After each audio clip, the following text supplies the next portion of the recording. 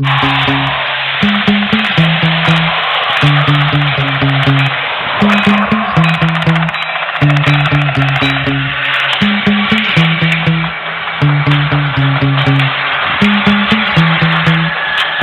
प्रिय मित्रों, जैसे कि भारत अपनी संस्कृति, धर्म, आस्था के लिए प्रसिद्ध माना जाता है, वैसे तो हमारे भारत में कई प्रसिद्ध धार्मिक स्थल है। लेकिन मित्रों, जब बात हो भगवान महादेव की तो उनकी तो बात ही निराली है। वैसे तो देश भर में भगवान महादेव की कई मंदिरें स्थित है, लेकिन हर किसी के मन में सबसे पहले जो याद आता है वो है महादेव की 12 ज्योतिर्लिंग। कहते हैं दोस्तों कि जो व्यक्ति इन 12 ज्योतिर्लिंगों का दर्शन करता है उसके संपूर्ण पापों का निवारण होता है। और उन्हीं ज्योतिर्लिंग में से एक है केदारनाथ का मंदाकिनी नदी, हरे भरे जंगल, बर्फ से ढकी खूबसूरत पहाड़ों की चोटी, जो हर दर्शनार्थियों को मन मोहित कर देती है। अपने धार्मिक नीतियों के कारण इस धार्मिक स्थल का खुद का एक महत्व है। साथ ही इस मंदिर से जुड़े कई रहस्य हैं जो आज तक कोई नहीं जान पाया है, और इन्हीं रहस्यों से पर्दा उठाने वाले हैं हम इस वीडियो में कि कैसे इस मंदिर का इतिहास और 400 सालों तक बर्फ से ढके रहने का इतिहास, सब कुछ हम बताएंगे इस वीडियो में। तो अब बिना किसी देरी के वीडियो शुरू करते हैं। तो मित्रों, ये मंदिर भारत के उत्तराखंड के रुद्रप्रयाग जिले में स्थित है। उत्तराखंड की हिमालय की गोद में केदारनाथ मंदिर 12 ज्योतिर्लिंगों से सम्मिलित होने के साथ 4 धाम और वंश धामों में से एक है। इस मंदिर को यहाँ के मौसम को देखते हुए अप्रैल से नवंबर माह तक ही खोला जाता है। मंदिर का निर्माण कथेरी शैली में किया गया है। केदारनाथ मंदिर की एक ऐसी हकीकत भी है जिससे कम ही लोग वाकिफ होंगे। अगर वैज्ञानिकों के माने तो ये केदारनाथ मंदिर 400 सालों तक बर्फ में ढके होने के बाद भी सुरक्षित बचा रहा है। 13वीं और 17वीं शताब्दी तक यानी 400 सालों पहले एक छोटा हिमयुग आया था, जिसमें हिमालय का एक छोटा क्षेत्र दब गया था।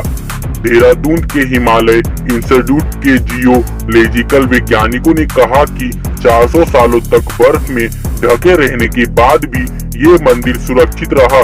लेकिन जब वो बर्फ पीछे हटी तो उसके हटने के निशान मंदिर में उपस्थित है, जिसकी वैज्ञानिकों ने रिसर्च किया है और उसी के आधार पर मंदिर के बर्फ में दबे रहने का निष्कर्ष निकाला है।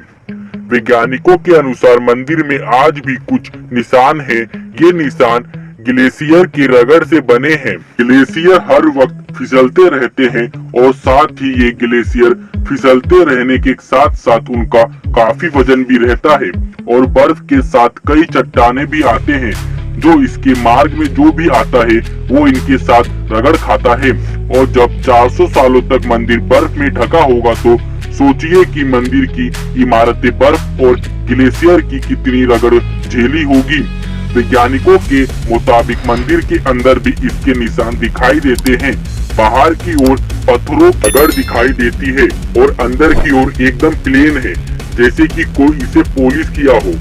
वारिया इंस्टीट्यूट के वैज्ञानिकों ने केदारनाथ की लाइव लेकोनेटी डेटिंग का मतलब है कि वैज्ञानिकों ने मंदिर के ग्लेशियर को बर्फ के एक उपकरण से उनका उम्र का अंदाजा लगाया जाता है।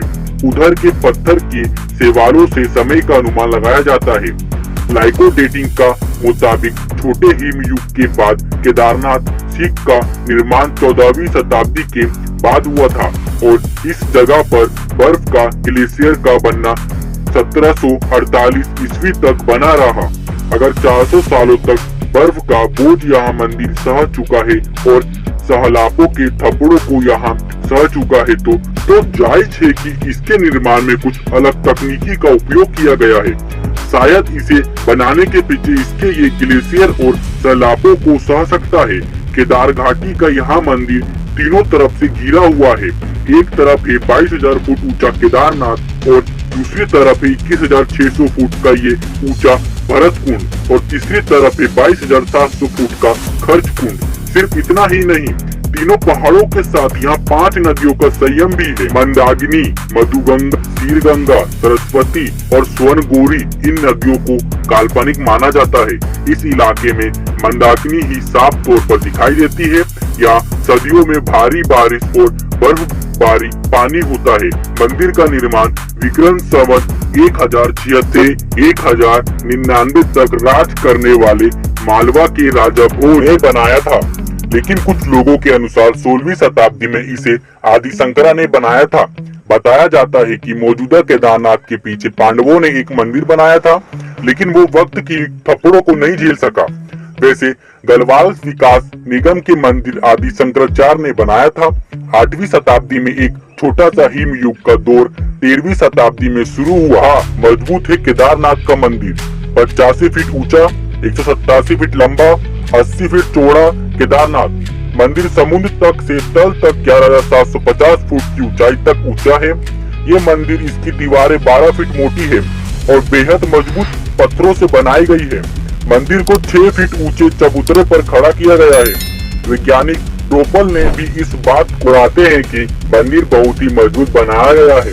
इसकी दीवारें मोटी मोटी चट्टानों से बनी है और इसकी जो छत है वो एक ही पत्थर से बनी है। ये हैरत अंग्रेज है कि इतनी भारी पत्थरों को इतनी ऊंचाई पर ले जाकर तराश कर कैसे मंदिर की शक्ल दी गई होगी। जानकारों का मानना है कि पत्थरों को एक दूसरे में जोड़ने के लिए इन लोगिन का तकनीक का इस्तेमाल किया होगा। ये मजबूत और तकनीकी मंदिर को नदी के बीच रहने में सक्षम बनाती है। 2013 की बड़ी भीषण तबाही केदारनाथ में साल 2013 में आई प्रलयकारी आपदा जो सदियों तक लोगों के जहन में रहेगी। इस आपदा में हजारों लोगों की जान चली गई, कई घरों का नामो निशान मिट गया। केदारनाथ और इसका तीर्थ स्थान प्राकृतिक आपदा की चपेट में आई थी, लेकिन जल प्रलय में भी मंदिर को कोई नुकसान नहीं हुआ। कुछ लोग बताते हैं कि एक शिला खंड यानी कि एक चट्टान ने मंदिर की तरफ बढ़े रहे सैलाब का रास्ता बंद कर दिया था और इस तरह भगवान शिव का ये मंदिर सुरक्षित रह गया। ये महान वस्तु कला का ही चमत्कार था। इतनी बड़ी तबाही के बीच भी केदारनाथ का बाल भी बांका नहीं हुआ। आर्कियोलॉजी की AIS ने भी इस बात का इत्तेफाक रखता है कि अपने इंटोरियन और कनेस्टोरी स्टाइल की वजह से ही केदारनाथ का मंदिर भीषण तबाही को झेल गया। मंदिर के गुंबद को लोहा के कॉलम से एक दूसरे के साथ इंटरलॉक किया गया है। यही कारण है कि वो आज भी बरकरार है। मंदिर के अंदर उन पत्थरों पर सिर्फ मामूली सा फर्क पड़ा है। ASI के वैज्ञानिक डायरेक्टर परम मनी का कहना है कि 100 के पैमाने पर ये 90% सुरक्षित है। वैसे इस मंदिर का एक और दुर्लभ एलू इसके उत्तर दक्षिण दिशा में है। आमतौर पर मंदिरों का मुख्य द्वार पूर्व या पश्चिम की ओर होता है, लेकिन इस मंदिर का द्वार दक्षिण की ओर है, जो कि बहुत कम देखने को मिलता है। भविष्य की आशंका, दरअसल केदारनाथ का ये इलाका जोरवली ग्लेशियर का एक हिस्सा है। वैज्ञानिकों का कहना है कि ग्लेशियर की लगातार पिघलने और बर्फ का इस तरह गिरना आगे भी जल प्रलय या प्राकृतिक आपदाओं जारी रहेगी। दोस्तों, क्या आप कभी केदारनाथ गए हैं?